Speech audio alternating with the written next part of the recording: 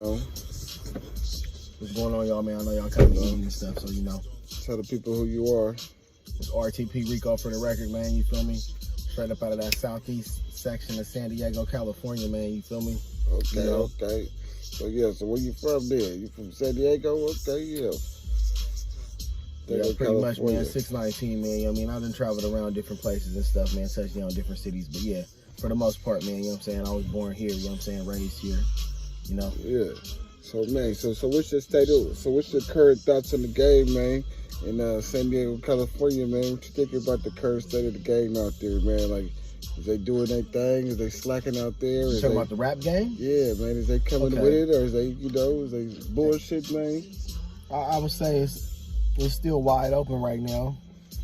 It's a lot of contenders out here, you know what I mean? And everybody got this thing that they call rap, you know what I'm saying? They own creation of it, you know what I mean? And I see it's a lot of people out here imitating a lot of other people, and you know, they got a vision, you know what I'm saying? They got some ideas. It's just we missing out one piece of the puzzle to put everything together. Yeah, And it's a lot of good influence out here, but it's not channeled to nothing that's gonna get us to the top where we need to go. And I feel like right now it's a lot of people that are in the position of leadership and they ain't playing their role properly. So, you know, we taking a step backwards instead of moving forward because we really have no older influences out here, you know what I'm saying? And I'm not saying that we relying on any older influences, but even the younger up and coming is not really paying attention to the state and how much of an important role that the elders do play. Yeah. And the connections they do have. And if people would sit back and pay attention to that for a little while and recognize that, yeah, these are the plugs. These cats, certain cats do have the keys to get you into those doors. So you can create as much as you want and have as much influence you want in the streets. But the whole thing is, the rap game is about getting in the industry. You know what I'm saying? It's about getting in the music industry. You could be the hottest nigga in the streets, you know what I'm saying? But if you ain't making a buzz in the industry, you're never gonna be successful. You're never gonna make it on the TV screen. You're never gonna make it into those doors, into those offices with those $1 million people in suits. That's all they do is sign contracts and do big business. But you know, I think that they're doing the right thing. I think they got the right idea. And I like what's going on in the current state of my town right now. You know what I'm saying? I don't have nothing bad to say about it, but I just think we need to improve. So with that being said, how do you separate yourself from other artists? Myself, well, I just try to just concentrate on me. You know what I'm saying? What I feel I could give a piece of my life or what I'm going through to the people without too much, you know, being a carbon copy of a different sound or trying to sound like this person or trying to sound like the hottest rapper. I'm trying to sound the best sound for myself that fits my criteria, what I'm trying to do and the people I'm trying to reach. You know what I'm saying? Like, so I just concentrate on myself, the experiences that I experienced in my life, you know what I'm saying? And try to write, you know what I'm saying, good music for the most part. Have a message in it, have some type of song crafting when it comes to it. Don't just get on the track and just rap about anything, you feel me? Just because it sounds good, I'm trying to make the record make sense. You know, so people can walk away with a message or they can gain something from it than just, you know, bobbing their head. Yeah, so man, so who influenced your style, man? I see you got a real versatile style, you know? Well, I grew up listening to a lot of different music, man. Like my pops, he used to, be a real music head. And we used to have the records, you know what I'm saying? And I used to go and dig through the little records in the cabinets and mess around with them and see different people on it. He used to listen to a lot of jazz, so jazz was probably like my first influence. And then, you know what I'm saying, my mom being Puerto Rican, you know, she would always listen to salsa.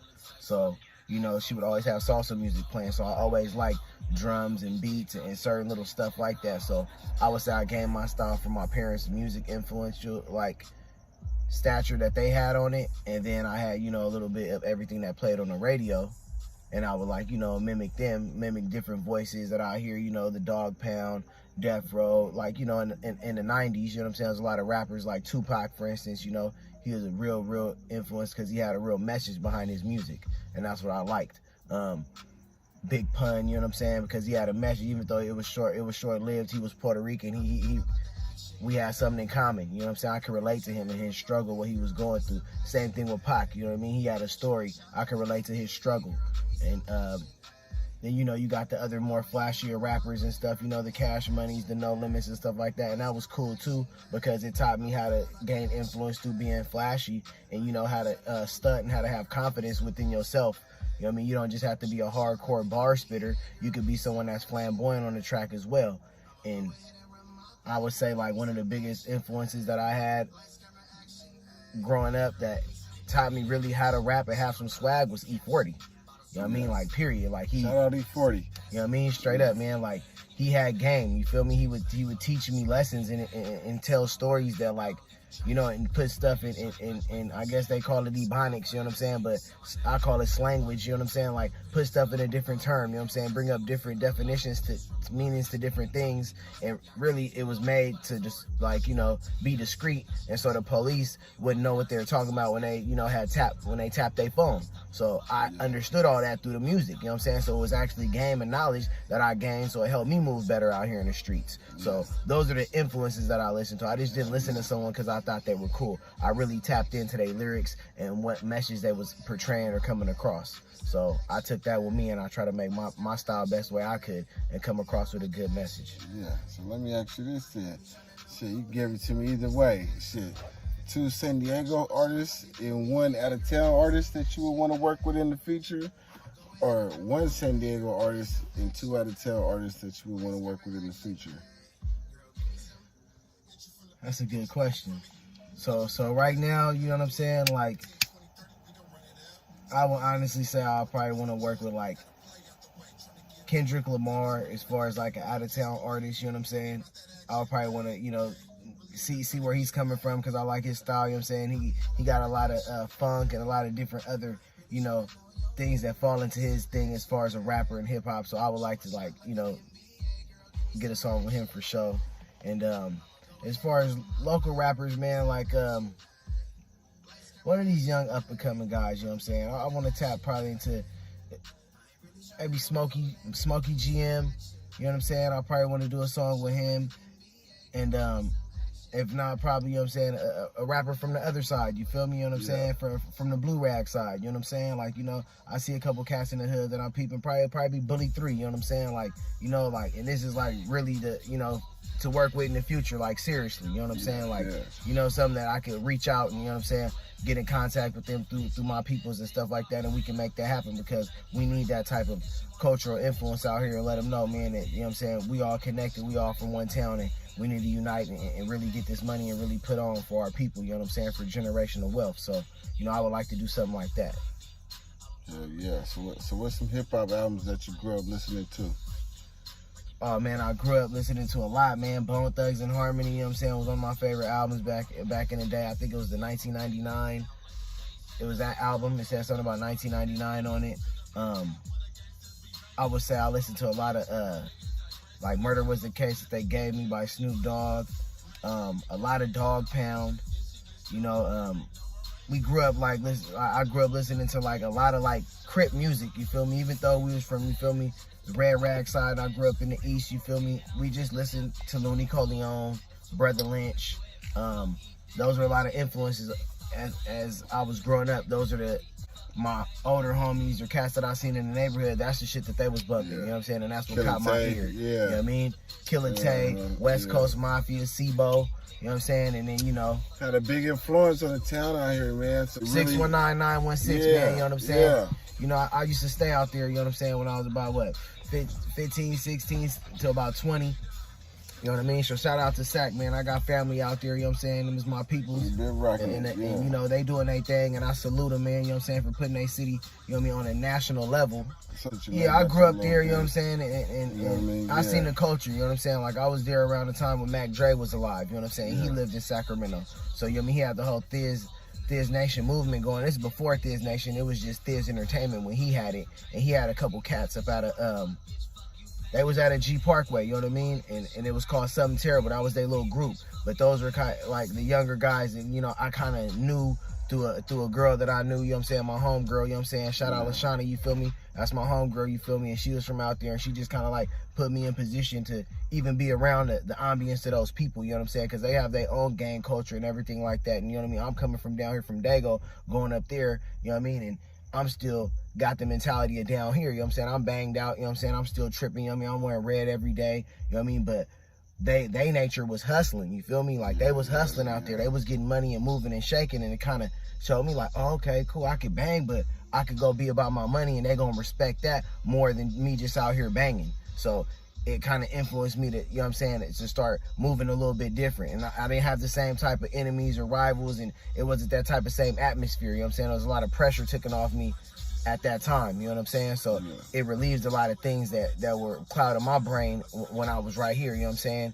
We was in a war zone, you know what I'm saying, at one point in time. So it gave me a clear thought so I could start strategizing on what I really want to do in my life. So I would say that was a big influence on me. Yeah, Sac was, you know what I'm saying? Just their culture and what they had going on, you know what I mean? It was cool. I dug it a lot. Hey, so I just want to know, man, you know, if you got any game or any advice for, you know, any of the youngsters out here on their grind, trying to come up, doing their thing, just, you know, on and off the mic, you know what I mean? Because I know you're a real influencer out here. You know, with the young dudes, they look up to you a lot of shit, though, man. So, you know, if you got anything to tell the young life, man, or how they moving out here, or how to move, or how to not to move, you know, anything you tell them?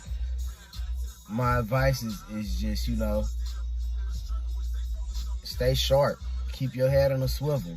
You know, like, if you're gonna have a circle of friends, or you call your comrades, you know, like, it's just certain ways you gotta move about it. You know what I'm saying? Like, you know, certain things that get talked about amongst you guys that you guys don't tell the rest of the world. You know what I mean? Like, you know, that's why there's secret societies and secret organizations. It's secrets. It's stuff that you have to uphold. So I would say that. And then, you know, just the influence of don't be easily influenced by somebody else just because they have possessions that you don't possess. You know what I mean? Because you don't want to be one of their possessions and be possessed by that person that has maybe the things that you're yearning for when you can get them yourself. So what the next man eat don't make you shit, basically. Yeah? Exactly. Okay, yeah. That's a big game right there. Man, so shit, any shout outs or anything like that? Man, you know, I just want to shout out, man, my peoples, man, you feel me? Hold on, man, what's up with the 16 letter apparel too, man? What's going on with that? Oh, man, you know, I got that in the making, man. Yeah. You know how we do it, man. I got a little something, man. You go on IG right now, you know what I'm saying? I got something going on right there at 16th, and that's 16THLTR apparel. And so you can go ahead and look on there. I got, you know, different styles of shirts and stuff like that. Where can they find the music at too? Yeah. Oh man, on the, you know, you gotta go on, man. Go on Spotify, man. It's RTP Riko. You know what I'm saying? RTP Riko. You know what I'm saying? You can check me out on there. You know what I'm saying? I got a couple singles out. I'm about to be putting the album together, OTS, in a minute, and that's gonna, you know, hit all platforms as well. Okay. Probably wrap it up with a couple videos as well. You know what I'm saying? We just putting everything together, man. Putting everything in perspective, man. Just getting things lined up. That's it. Yeah, hell yeah, okay, good shit, man. That sound like you got it going on around this motherfucker, man, shit. I'm trying, man, you know what I'm saying? If it's on, then it's on, and we sliding on. We the reason why they call it Killer California. Hot boy turned up with the blazer on him. The chopstick got a grip with a laser on it. Roll right up and we gon' smoke him like some marijuana. Another man down, somebody better pray for him. I wrote a name on the bullet before I aim for him. Shooting stars in the game, running play score. Sending bitches out of town on a flight tour. You just mad cause you broke in your life board. My pockets full of blue honey, and I'm riding. You ain't bout that life, you ain't talking about nothing. You ain't busting no heads, you ain't pushing no onions. You ain't making no moves, you ain't running no plays. You just running your mouth, so get your ass up the way and stop fronting. If it's on, then it's on, and we sliding on them. We the reason why they call it Killer California. Hot boy turned up with the blazer on him. The chopstick got a grip with a laser on it. Roll right up and we gon' smoke him like some marijuana. Another man down, somebody better pray for him. I wrote a name on the bullet before I aim for him. Shooting stars in the game, running play scoring. Sending bitches out of town on a flight touring. You just mad cause you broke in your life boring. My pockets full of blue hundreds and I'm riding for it. Thank God every time I wake up in the morning. Blowing top shelf every single fucking morning. Getting top from your Bob and some Ralph Lauren's. I be sporting on some 23 Air Jordans. I be balling on these niggas while they stay snoring.